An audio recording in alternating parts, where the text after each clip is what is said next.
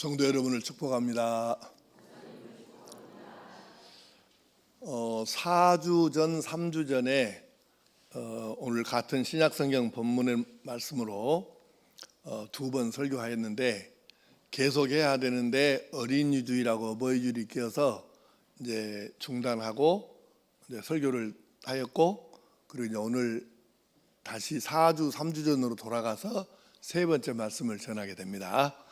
자, 십자가에 못 박혀서 죽으셨던 예수님께서 이제 부활하셨는데 제자들은 그것도 모르고 두려워가지고 이거 우리도 잡히면 죽지 않냐 이래서 벌벌 떨고 문을 걸어 잠그고 이렇게 조용하게 있는데 바로 그 자리에 예수님께서 나타나신 거예요. 그리고 아주 선명한 못자국, 이 손과 발의 못자국, 옆구리 창자국을 보여주시면서 바로 자기들 눈앞에 있는 그분이 바로 죽으셨던 예수님이신 것을 정확하게 다시 보여주시고, 그리고 이제 부활하신 후에 처음 만났으니까 얼마나 지금 중요한 순간입니까? 이때 예수님께서 말씀을 하셨는데 세 가지의 말씀을 하셨어요. 그래서 지난 3주 전, 4주 전에 너희에게 평강이 있을지어다, 나도 너희를 보내노라, 이 두 가지 말씀을 드렸는데 이제 오늘 세 번째 말씀을 전할 시간이에요. 그러면 또 한 가지 세 번째 말씀 무엇일까?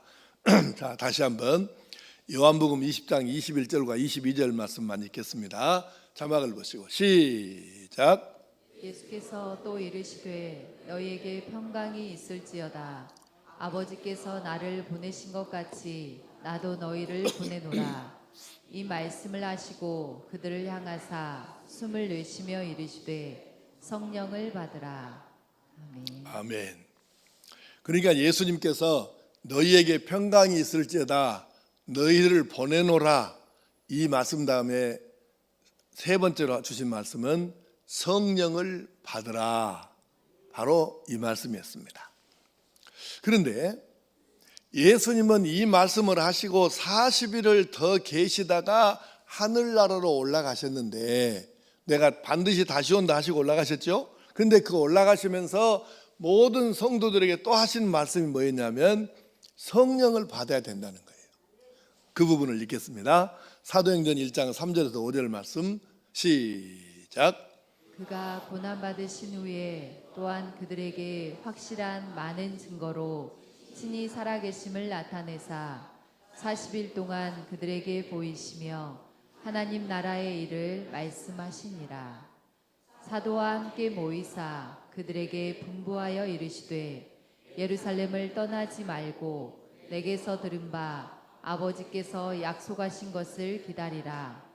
요한은 물로 세례를 베풀었으나 너희는 몇 날이 못되어 성령으로 세례를 받으리라 하셨느니라. 아멘.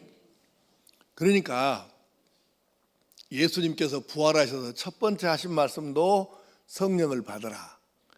하늘로 올라가시기 직전에도 사람들을 모아놓고 말씀하시기를 성령을 받아야 된다, 이렇게 말씀을 하신 거예요. 근데 지금 여러분들이 성경을 읽으면서 자기중심적으로 있기 때문에 하나님의 의도를 잘 모르고 읽을 수가 있어요. 근데 성경을 읽을 때 중요한 게 뭐냐면 사람이 서로 대화를 하잖아요. 내가 상대방에게 말하는 것도 중요하지만 상대방이 저 말을 어떤 뜻으로 할까, 이것을 아는 것도 중요해요. 그래야 의사소통이 제대로 되는 거거든요.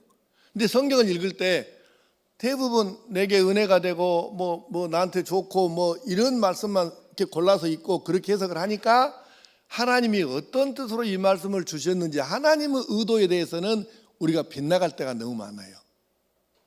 실은 우리가 지금 성경을 잘못 읽으면 예수님께서 방금 말씀드린 대로 부활하신 후에 제자들을 만나갖고 말씀하시고 하늘로 올라가시기 직전에 말씀하시고 성령을 받아야 된다, 이 말씀을 이렇게만 하신 것으로 오해하기가 쉬운데 그게 아니고 예수님의 생애 가운데 성령님하고 관계없는 순간이 한 시간도 없었다는 것을 우리가 알아야 돼요. 아주 쉽게 예를 들어서, 자, 예수님께서 마리아라고 하는 처녀의 몸에 잉태됐어요. 임신을 됐죠. 그러면 그때 마리아라고 하는 처녀에게 예수님이 어떻게 잉태가 됐죠? 성령으로 됐잖아요. 그러니까 남자를 모르는 처녀인데, 동정녀인데 이 처녀에게 임신이 된 것은 남자가 있어서가 아니라 하나님이신 성령님께서 마리아에게 역사하셔서 예수님이 잉태된 줄로 믿습니다. 그러면 잘 생각해 보세요. 여러분도 방금 대답했잖아요. 예수님은 태어나실 때 성령으로 인하여 태어나셨죠. 그죠? 그러면 그때부터 예수님이 33년 동안 살으시는 동안에 어느 한순간 성령님과 관계없이 사신 적이 있었겠느냐 그 말이에요. 특히 요한복음에서는 그 부분을 계속해서 강조했습니다. 예수님이 세례요한에게 세례를 받으실 때에도 하늘 문이 열리고 성령이 비둘기같이 임하셨고 성령이 또 말씀하셨습니다. 그러니까 예수님의 생애 동안에 항상 성령님께서 함께 하시고 인도하시고 역사하셨습니다.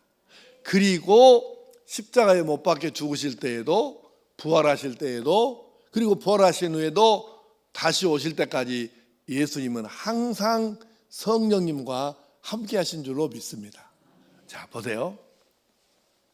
그러면 예수님께서 이렇게 성령과 함께 사셨는데 그 예수님께서 부활하셔가지고 사도들을 만나갖고 가장 이 중요한 순간에 성령을 받으라 하셨고, 또 하늘로 승천하시면 올라가시면서도 성령을 받아야 된다. 그래야 능력 얻어가지고 복음을 전할 수 있다. 이래 말씀하신 걸 보면 성령을 엄청 강조하셨는데 궁금증이 생겨요.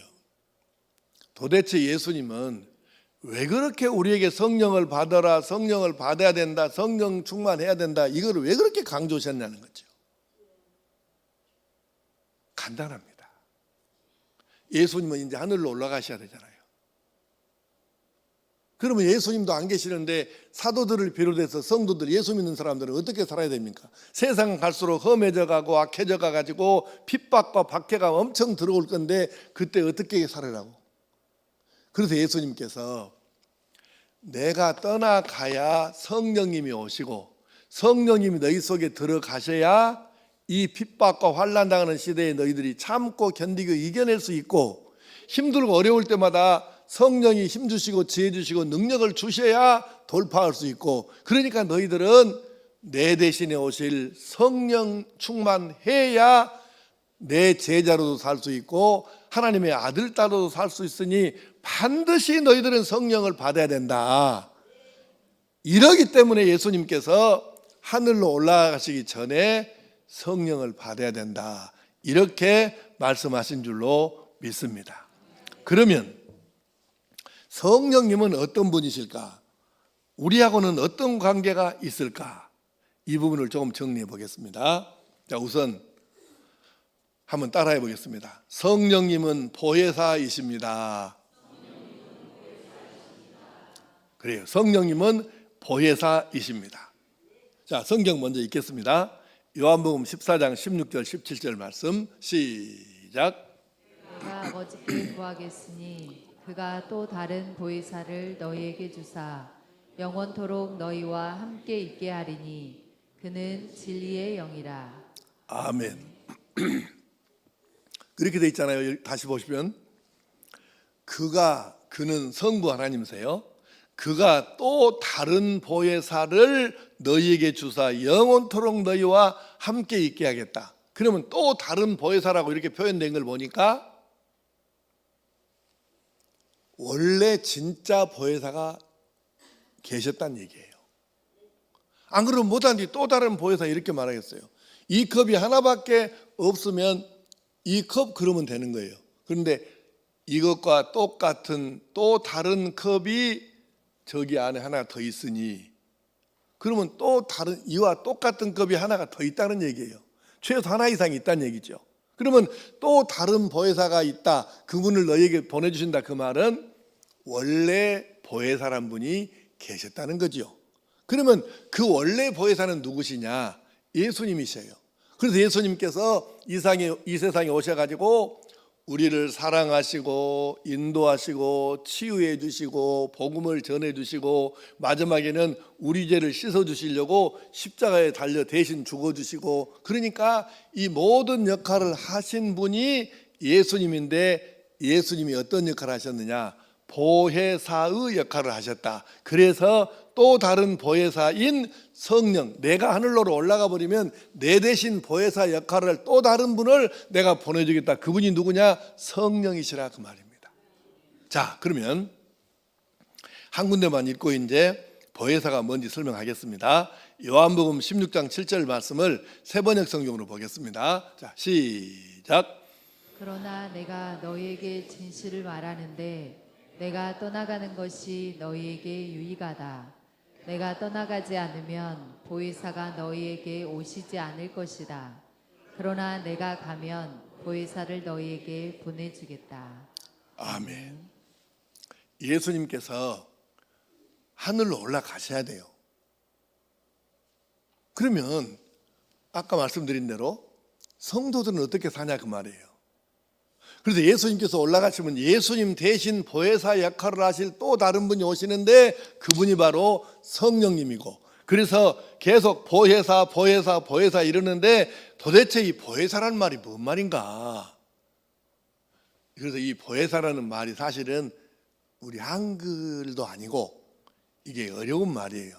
그래서 이 부분을 좀 이해가 잘 되도록 설명을 좀 해드리려고 하는데, 자, 우리나라에 기독교가 들어오기를, 우리 개신교는 한 지금 1882년도에 들어왔으니까 지금 140년 됐나요? 그리고 이제 그때의 성경을 가지고 와야 되는데, 우리나라의 선교사님들이 성경을 가지고 와야 되는데 한국말로 번역된 한글 성경이 없었어요. 근데 그때 당시에 잘 생각해 보고 대답해 보세요.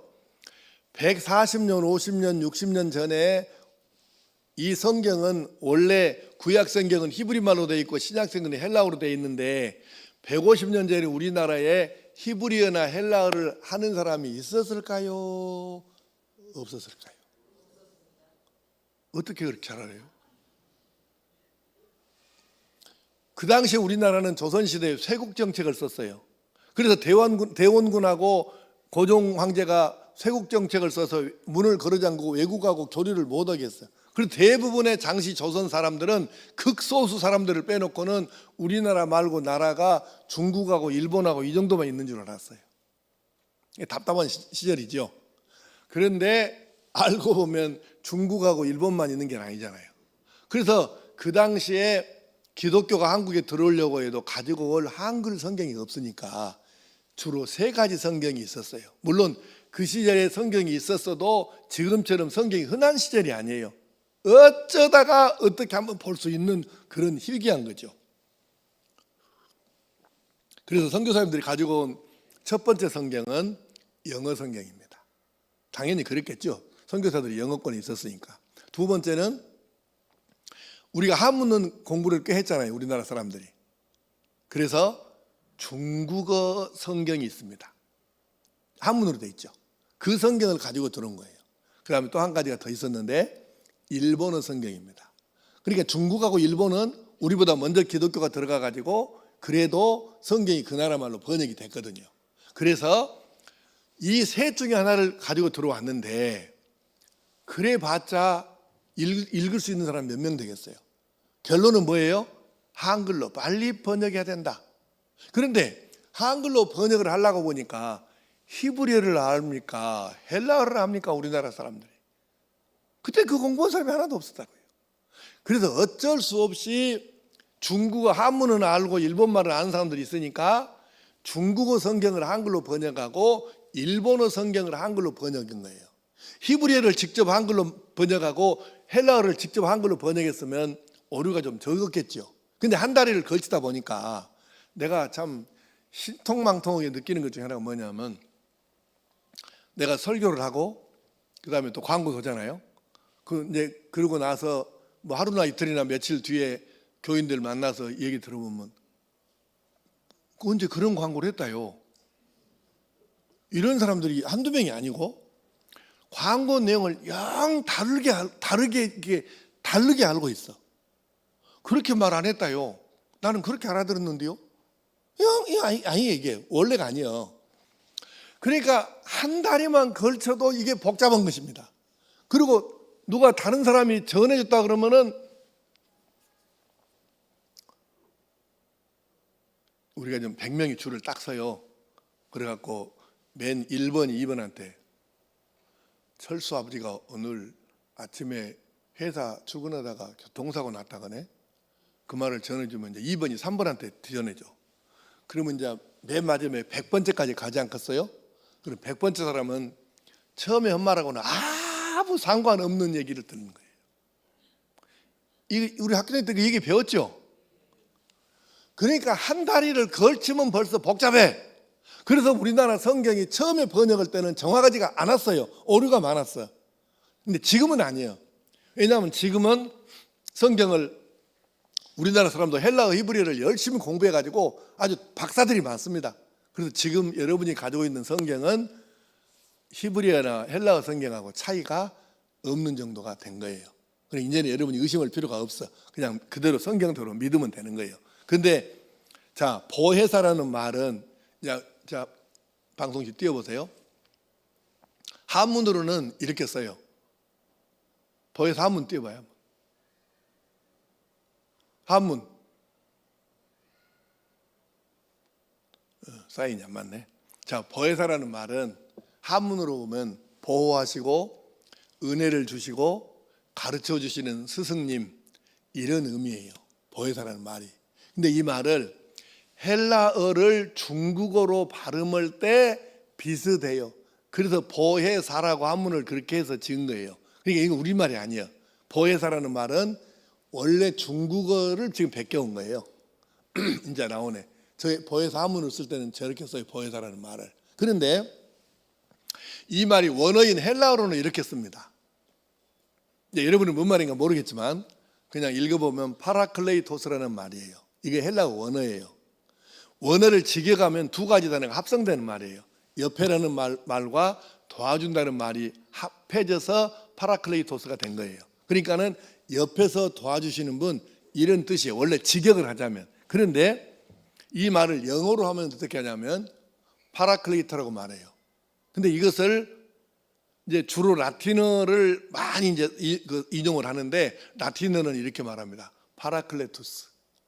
다 같은 말이에요. 그럼 여러분 궁금하죠?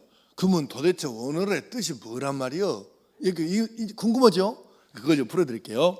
자, 우리나라 성경은 지금 우리나라도 이제는 옛날에는 성경이 하나밖에 없었는데 지금은 공부 많이 한 사람들이 또는 출판사마다 성경을 이렇게 권위 있는 사람들에게 번역을 부탁해 갖고 성경이 번역이 각각 다른 게 많이 나와요.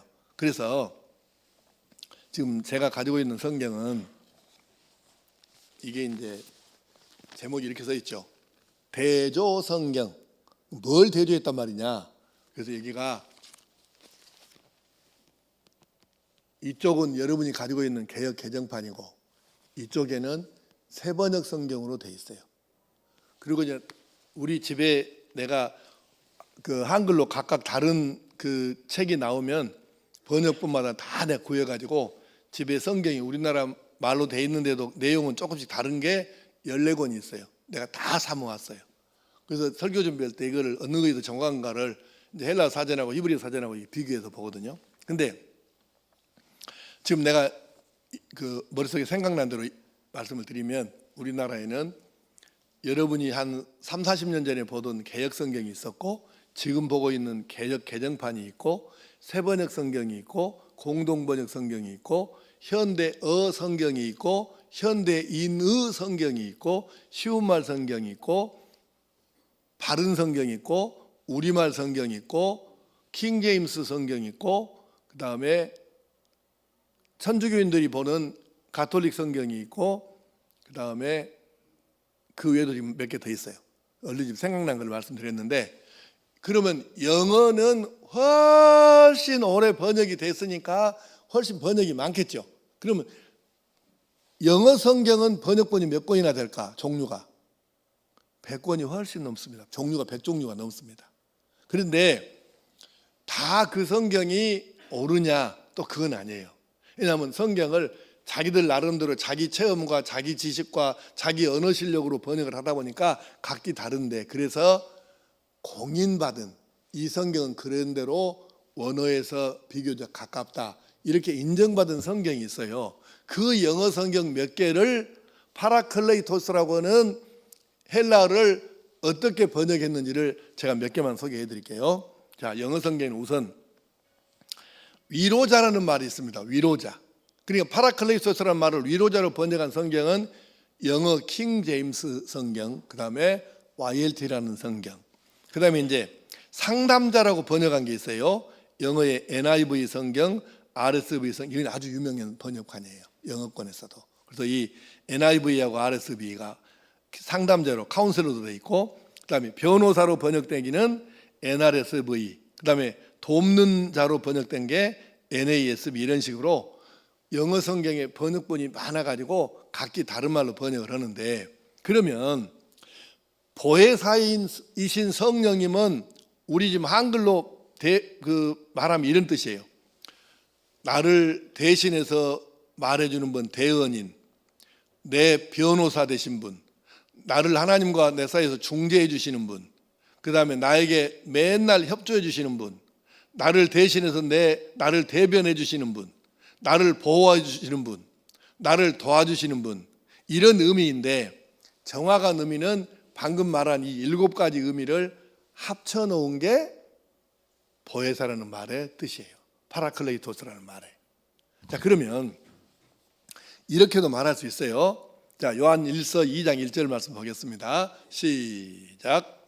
나의 자녀들아, 내가 이것을 너희에게 쓰면 너희로 죄를 범하지 않게 하려 함이라. 만일 누가 죄를 범하여도 아버지 앞에서 우리에게 대언자가 있으니 곧 의로우신 예수 그리스도시라. 아멘. 하나님 아버지 앞에서 우리에게 나를 대신해서 말해주는 대언자가 계시대요. 예수님이시래요. 그렇게 지금 분명히 썼잖아요. 그러면 여기 예수님이 우리의 대언자라고 할 때, 대언자라고 하는 말이 헬라어가 뭐냐면은 파라클레이토스예요. 성령을 보혜사라고 하는 말하고 똑같은 단어랑 그 뜻이에요. 그래서 결론은 뭐냐면, 성령님은 누구시냐? 일마다 때마다 내 속에서 나와 함께 계시고 나를 도와주시고 보호하시고 은혜를 주시는 분이 성령님이십니다. 그래서 잘 기억하십시오. 왜 그렇게 예수님께서 성령을 받아라, 성령 받아야 한다, 성령 충만해라 이렇게 강조하셨을까? 예수님은 하늘로 올라가셔 버리는데 성령님께서 우리 성도들과 함께 계셔야, 성령을 받아야 우리 성도들이 험한 세상에서 주눅들지 않고 지지 않고 당당하게 성령의 능력으로 싸워서 이길 수 있으니까 성령을 받아야 된다고 강조하신 것입니다. 그래서 여러분과 나는 어떻게 해서든지 간에 성령 충만을 받아야 할 줄로 믿습니다. 두 번째, 따라하겠습니다. 성령님은 능력이십니다. 그래요. 성령님은 능력이셔요. 사도행전 1장 8절 말씀을 세번역 성경으로 읽겠습니다. 시작. 그러나 성령이 너희에게 내리시면 너희는 능력을 받고 예루살렘과 온 유대와 사마리아에서 그리고 마침내 땅 끝에까지 이르러 내 증인이 될 것이다. 아멘. 성령의 능력을 받지 않고는 복음 증거도 못 한다는 얘기예요. 여기서 말하는 성령이 너희에게 오시면 너희는 능력을 받고, 이 말씀이 여러분 성경 개정판에는 뭐라고 되어 있어요? 권능을 받고, 성령이 오시면 너희가 권능을 받고 이래 돼 있어요. 근데 성령이 오시면 우리가 능력 받고 권능 받는다는 얘기잖아요. 그러면 여기서 기억하실 게 뭐냐면 성령은 하나님이시라는 것입니다. 예수님도 하나님이시고 성령님도 하나님이셔요. 그러면 하나님은 못하실 일이 있어요, 없어요? 없지요. 그러니까 전능하신 하나님이라고 하잖아요. 그 성령님도 하나님이시기 때문에 못할 일이 전혀 없으신 전능하신 능력의 하나님이신 줄로 믿습니다. 여기서 말하는 권능 또는 능력으로 번역된 이 단어는 헬라어 성경에 우리가 발음을 하자면 뒤나민으로 되어 있는데 뒤나민에서 두나미스가 나오는 거예요. 그리고 두나미스는 나중에 영어로 뭐가 되냐면은 다이너마이트가 됩니다. 그러니까 영어의 다이너마이트가 어디서 온 단어냐면은 헬라어 두나미스에서 온 단어예요. 그러면 우리가 아다시피 이 다이너마이트는 뭐예요? 한번 폭발하면 이거 엄청나잖아요. 그래서 원래 뒤나민이라고 하는 단어의 뜻은 뭐냐면은 폭발적인 힘 이런 뜻이에요. 직역을 하자면. 그러니까 성령의 능력이라고 하는 권능이라고 하는 건 어떤 거냐면은 폭발적인 힘을 다이너마이트 같이 폭발적인 힘을 가지고 있는 것이 바로 성령의 능력입니다. 그래서 그리스도인은 성령을 받아서 성령이 충만해야 힘도 있고 능력도 있고 열정도 생기고 충성도 할 수 있고 승리하게 될 줄로 믿습니다. 그래서 예수님께서 우리들에게 너희들 성령 받아야 돼. 성령 충만해야 돼. 그래야 험한 세상에서 주눅 들지 않고 당당하게 싸워서 이길 수도 있고 하나님의 뜻을 이루어 드릴 수 있으니까 반드시 성령을 받아야 된다는 의미로 부활하신 후에 하늘로 올라가시면서 성령을 받아라 말씀하신 줄로 믿습니다. 여기까지 말씀을 들었으면 여러분이 이성이 작동을 하는 교인이라면 질문이 여기서 나와야 돼요. 그것까지는 목사님 그것까지는 내가 이해가 됐는데요. 그러니까 도대체 어떻게 해야 성령을 받는단 말이요? 그것 좀 얘기해 주시오. 이렇게 이러면 머리가 돌아가야 이게 이성이 작동을 제대로 하고 있는 거예요. 궁금증이 생깁니까? 그렇죠. 이제 성령 충만하는 예수께서 성령 받으라 하셨으니까 어떻게 우리가 성령을 충만히 받을 수 있는가를 말씀하겠습니다. 시간이 짧으니까 짧게 할게요. 첫째는 간절히 사모해야 합니다. 하나님 저도 그 자막도 좀 띄워주세요. 하나님 저도 성령 좀 받게 해주세요. 안 되면 어쩔 수 없고요. 이런 인간에게는 성령 거의 임하기가 어렵습니다. 나는 성령 안 받으면 못 삽니다. 그러니까 제게 성령을 주셔야 합니다. 간절하게 사모하는 사람에게 확률적으로 성령 역사가 더 많이 일어납니다. 주면 좋지요. 감사하지요. 근데 안 주면 또 어쩌겠어요. 많은 거지. 이런 사람은 성령 받기가 쉽지가 않아요. 네. 그래서 가만히 생각해 보면 그러잖아요. 와, 세상은 악해져 가고 이렇게 마귀 사단은 난리 구설치고 살고 이단은 이렇게 횡행하는데 내가 어떻게 해야 이게 지혜가 있어 갖고 분별할까? 어떻게 했어야 내가 핍박자에게 나를 비난하고 조롱하는 예수 믿는다고 조롱하는 사람들에게 주눅들지 않고 당당하게 맞설 수 있을까? 어떻게 해야 내가 조금이라도 악과 싸워서 이길 수 있을까? 이건 나는 내 힘 갖고는 가망 택도 없고 성령님은 도와주셔야 되겠구나. 이걸 깨달은 사람은 성령 받아야 되겠다고 하는 생각이 간절하니까 그래서 성령을 받으려고 간절히 사모할 수밖에 없는 거예요. 이 간절한 사모함을 가지시라 그 뜻이에요. 두 번째는 함께 모여 기도해야 합니다. 사도행전 1장 2장에 오순절 성령 강림의 역사가 어떻게 폭발적으로 임했는가를 기록해 놓고 있잖아요. 이 내용을 살펴보면 간단합니다. 예수님께서 너희들 하나님께서 주시겠다고 약속하신 성령 받기까지는 예루살렘 떠나면 안 돼. 전도 그 다음에 전도보다 먼저 할 것이 성령 충만이에요. 그래서 너희들 예루살렘 떠나지 말고 아버지 하나님 약속하신 성령 충만을 기다려서 성령 받고 예루살렘과 온 유대와 사마리아와 땅 끝까지 가서 능력 받은 다음에 전도해라. 그것이 예수님의 말씀이에요.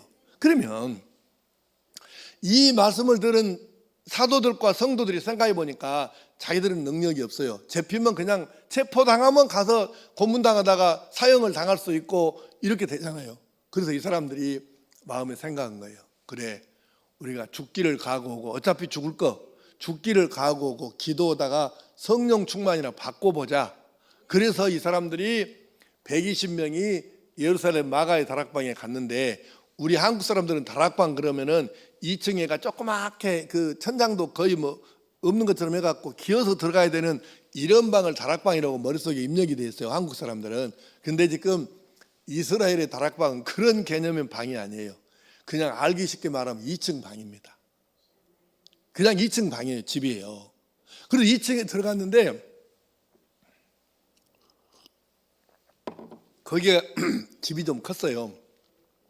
우리도 거기 다 갔다 왔는데 그래서 120명이 들어갈 정도가 됩니다. 그래서 모여가지고 그들이 생명을 건 거예요. 어차피 뭐 잡히면 이래도 죽고 저래도 죽을 건데, 그러니까 우리가 죽기 살기로 기도해가지고 우선 성령 충만이나 받고 그러고 나서 뭘 하든지 죽든지 하자. 그러고 120명이 모여갖고 함께 모인 거죠. 함께 모여서 뜨겁게 기도했는데 거기에 폭발적인 이 다이너마이트 같은 성령이 거기에 임하신 거예요. 자, 여기서 비결을 여러분들이 설명을 해드릴게요. 잘 들으세요, 설명을. 그래서 성령 충만을 받고 싶은 간절히 사모하는 마음을 가진 사람들끼리 함께 모여서 생명 걸고 뜨겁게 기도하면 성령 충만 받을 확률이 그만큼 올라갑니다. 이것보다 더 빨리 받는 방법을 내가 알려드릴게요. 이거 모르는 사람은 죽었다 깨어나도 모르는 얘기야. 체험을 해본 사람이 알아. 우리가 수없이 임상을 해봤어. 기독교 2000년 역사 동안에 어떻게 성령 충만을 더 빨리 받을 수 있냐 많이 실험해봤어요. 그 결과를 내가 여러분에게 지금 공개하는 거예요. 두 번째 방법은, 첫 번째 방법은 사모하는 사람끼리 생명 걸고 모여서 기도라는 거고, 두 번째 방법은 이미 성령 충만을 받은 경험한 성도들이 모여가지고 다시 성령 충만을 위해서 기도하는, 바로 그 모임에 들어가 가지고 기도하면 훨씬 빨리 받습니다.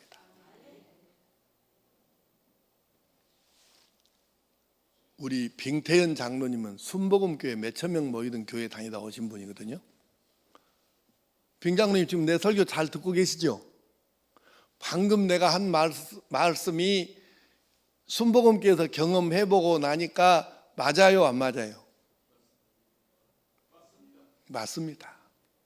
이미 성령 충만 받아서 뜨겁게 기도할 줄 아는 사람들이 모여서 기도하는 바로 그 속에 들어가 갖고 거기서 함께 기도하면 성령 충만 받을 확률이 그만큼 올라가는 거예요.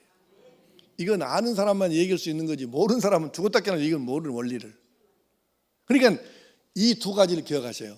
여러분이 정말 성령 충만 받고 싶다, 혼자 기도한다고 성령 못 받는다 그런 말은 없어요. 혼자도 받을 수 있어요. 그런데 확률적으로 간절히 사모하는 사람들이 뜨겁게 모여갖고 뜨겁게 기도할 때 확률이 올라가고, 이것보다 더 확률이 높은 것은 이미 성령 충만 받은 사람들이 다시 성령 충만을 위해서 뜨겁게 기도하는 그 속에 들어가서 기도하면 거의 틀림없어요. 방언도 받고 싶으면 방언으로 기도하는 사람들 틈백에 들어가 갖고 거기서 기도할 때가 그냥 혼자 기도할 때보다 훨씬 더 확률적으로 높습니다. 많이 2000년 동안 해본 거, 이거 기독교 2000년에. 그러니까 이렇게 함께 모여 기도해야 하는데, 그렇게 하시기를 축복합니다. 받아야지, 성령 받아야지. 마지막 세 번째는 이 두 가지, 간절히 사모하고 생명으로 모여서 뜨겁게 기도하는데 여기다가 하나가 더 있어야 되는데, 그게 뭐냐면 믿음과 성결함이 있어야 되는 거예요.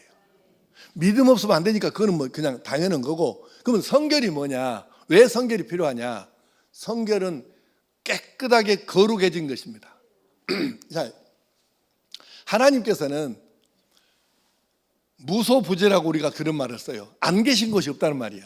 그런데 그럼에도 불구하고 하나님께서 안 계시는 것이 분명히 있어요. 어디가 안 계시냐?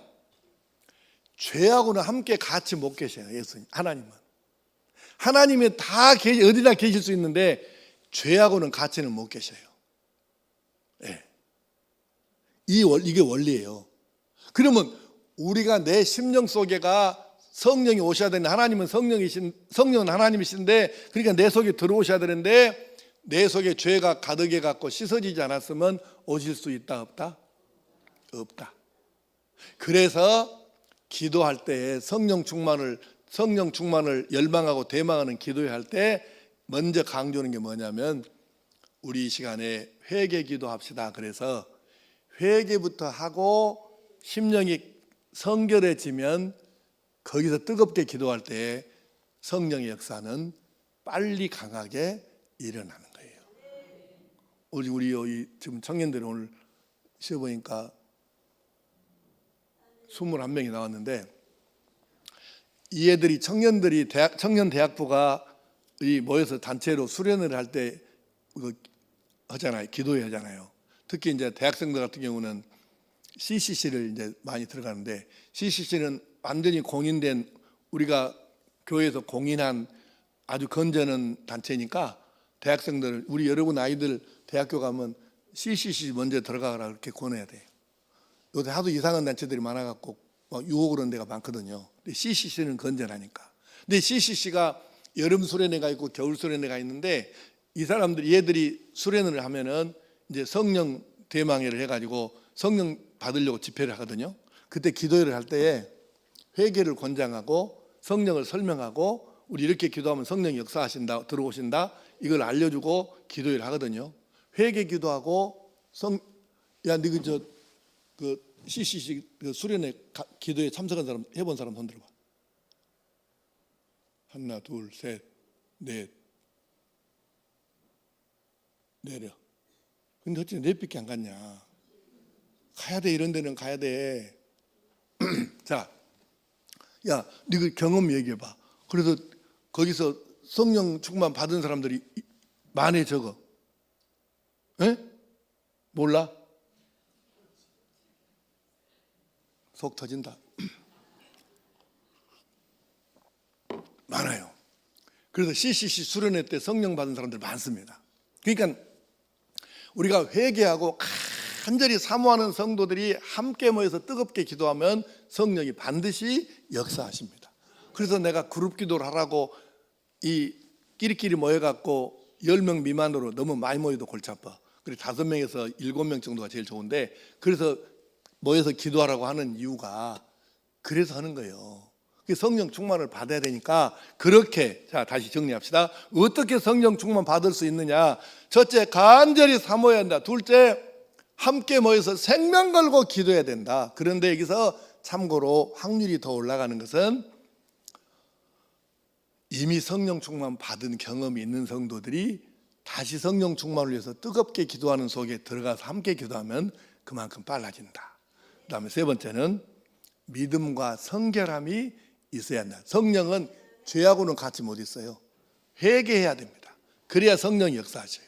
이거를 기억하시고, 그래서 지난 2000년 동안 이걸 실험을 해봤는데 복음이 가는 곳마다 성령이 강력하게 역사하신 이유는 이것 때문에 2000년 동안 계속된 거예요.